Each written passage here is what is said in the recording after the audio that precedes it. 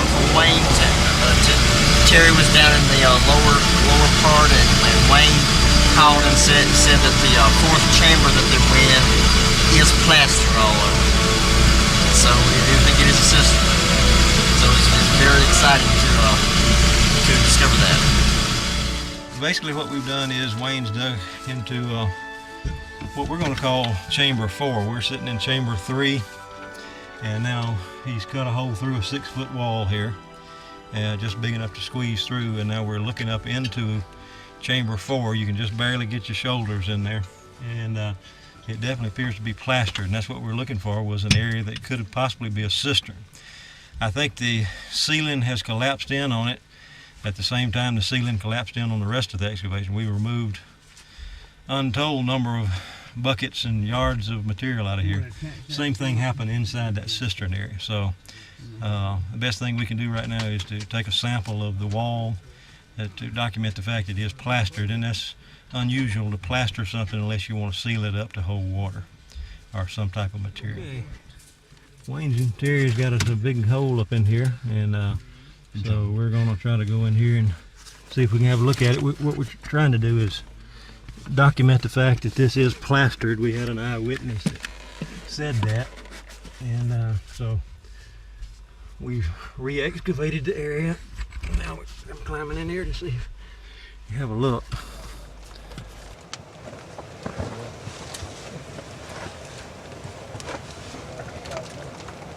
You can see, there's a turn, there's a corner where it's been wrapped. I'm gonna try to peel some of it off. Yeah. It's really, can you got a good picture there? Yeah, I've got you. Here we go, we're peeling off some of the plaster. Let's put it in the bucket.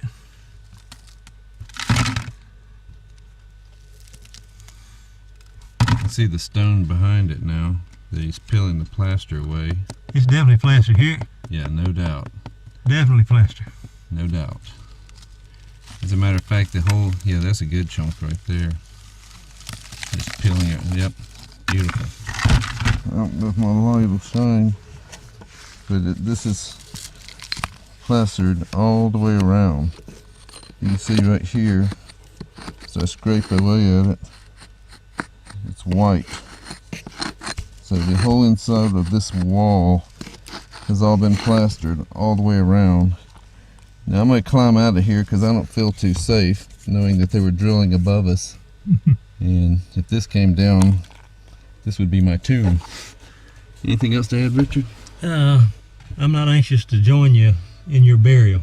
I don't think we could both squeeze in here. Okay.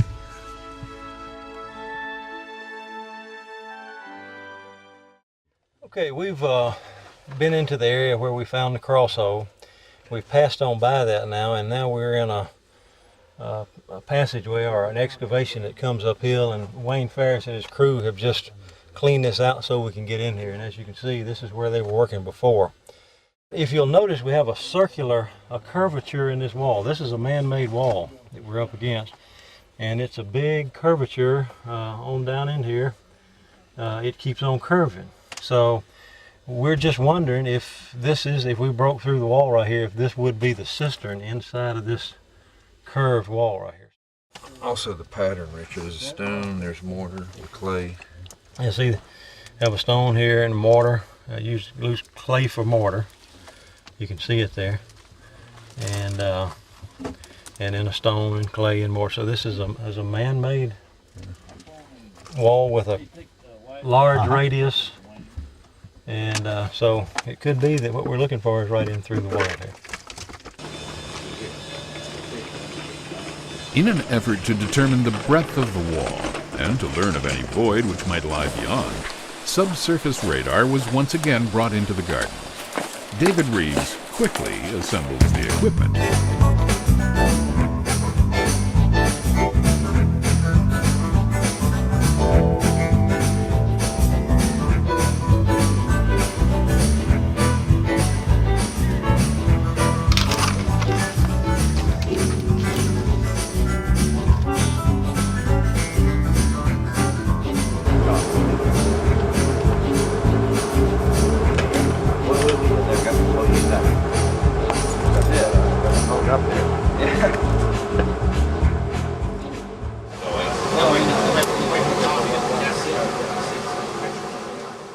You're there. That's your position. You're second after him. Guide it in nice and easy. Good job. David, Ease on down. they were asking for the measurement of the base of... David. John. All right. I got it. Thanks. We've got 50 scans per meter here. The range, what do we want to set the range on? 100? We need to make 2 or 3 scans. Hey, Joe. All right, go. We're just so limited on space, David. You know, the stones in the wall are rough, so it's sporadic. It moves and then it stops. It moves and then it stops. 2 of the people that worked with Ron previously described a cistern in this area that was where they broke through a wall up in here. So Wyatt Hazelwood was one of the witnesses, and so we've called for Wyatt to come down in the excavation. We're about, I'd say about 25 feet down there. We've been down about 30 and we're back up 5 or 6 or 8 feet. That level, there's 5 foot of muck in there. It's got to be mucked out to get back down on the right jackhammer. 4 or 5 foot, because the other tunnel that we took off and found a cistern went back up on a little bit of angle from the very bottom of that hole. So I know that we were at least 5 foot lower than what it is. Ceilings come in, makes it look totally different. We were trying to remove some of the material to continue on into the area where the cistern was. Part of our permit called for permission to go on in and document that cistern. And so in the effort to do that, we had removed some material from that area in preparation of going on in there.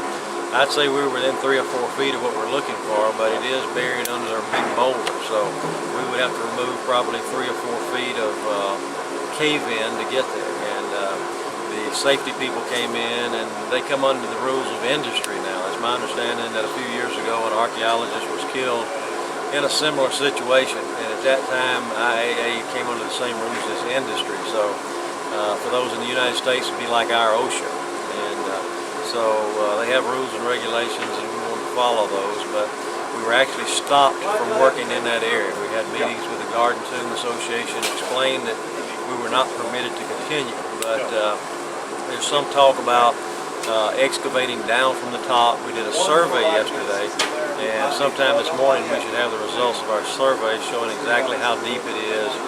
And the last word I got is that they're considering allowing us to shore that area up and go on in there. We're very close, but we can't do anything unless they let us do it. So we're kind of on hold on that, but everything else is going strong. Later that day, a special meeting was held with Shuka Dorfman, Director General of Israeli Antiquities, and with John Seligman, Jerusalem Regional Director. That's the situation. He said that you started in one room, then you moved to a second room. The situation changed. You also went deeper than the original instructions had been, than had been originally advised, and so therefore we had to change the instructions that he gave. You're going to have to find some sort of modus vivendi, some way of actually living with the fact that there are safety instructions. And sometimes it's going to be something that's going to frustrate you because it's going to slow down the work that you can do. And that's the best we can do. I mean, but we always have to follow these instructions. Located beneath the garden property is the 3rd largest cistern in Jerusalem, capable of holding some 200,000 gallons of water. The discovery of an additional cistern could provide significant archaeological evidence as to activities in the garden during Roman times. And there's a 3-meter circular area plastered on the inside. We are within 6 or 8 feet of being able to look in that hole. Okay. Now, it's under that much cave-in. Okay. All right. What I would like to do is make a strong shoring to go in with it. I mean, real strong. Okay. Out of wood. Just like you did over here. And okay. You know, it proved to be 3 to 5 times stronger than what we were supposed to have by Israeli methods. Okay. So what I would like to do is permission to build a, low shoring, wooden construction, double 2x6s, double everything. Okay. To go in another 10 feet or whatever it takes to get to this hole so we can look up in there. And then I will have fulfilled what my obligation to the garden too. I would have done what I said I did. It's completely a matter of practicalities. There's no objection to the work. If there's a solution, go ahead. Safety is first. Safety first. If there's Returning from the engineering offices of the Israel Museum, John shares the completed survey drawings with Richard. The entrance by which the cistern can be accessed is at the farthermost extent of the excavation. To reach that area, one enters Chamber 2, and after turning to the left, descends past the crosshole site, down to the lowest level, and then back up through what appears to be a Roman doorway. Comparing John's drawings with preliminary plans drawn by Mark Goodman, a shoring system was devised and presented to safety engineers for approval. I can do it.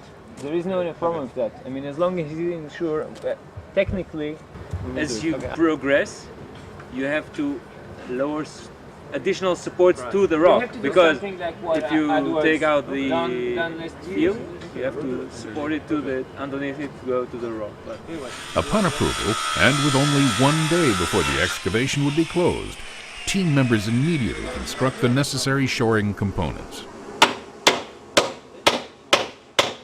Chamber 3 would be prepared for access in record time.